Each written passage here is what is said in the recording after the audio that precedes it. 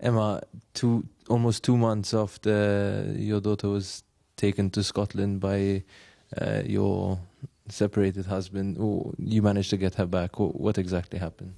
I went through the Hague Convention. I had a very good lawyer from here. Her name is Sandra Healy-Vasallo. I have to say a big thank you to her. Basically, we made an application to return the child, and I had to send in several documents and stuff, and there was a court hearing scheduled there, which was the 8th of January.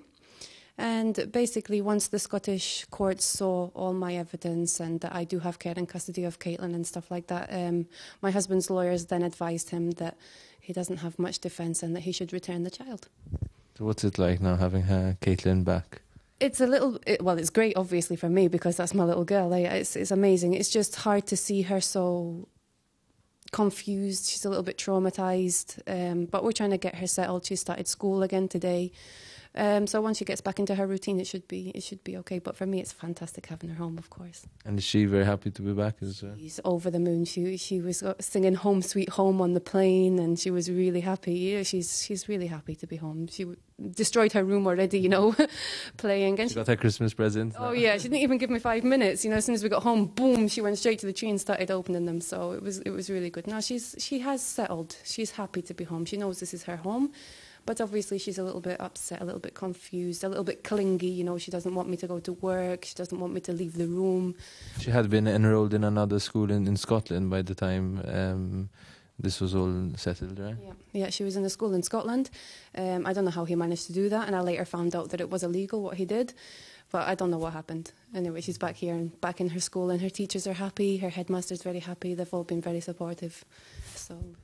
And what about the father? Is he putting up any more fights on this front, or? I haven't heard anything from his side, from the courts and stuff like that, from any lawyers. I don't know exactly what he's doing. I haven't seen him.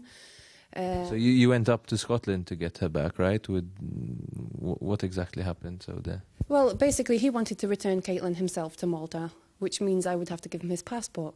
And obviously I didn't want to do that, so I asked if I could go and pick her up myself.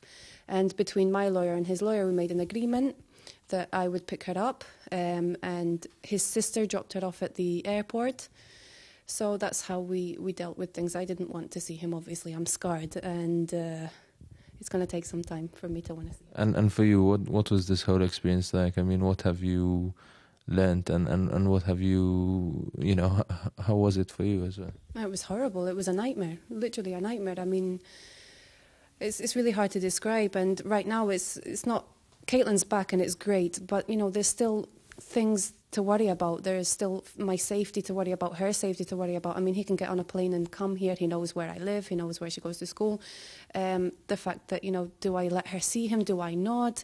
There's another big fight to go on. I don't want to stop her from seeing her dad. I mean, that was my whole intention. I never wanted her not to see her dad. But with what he's done, how can I? And then if I don't, will she retaliate, So it's a really hard situation to be in. I don't know what to do.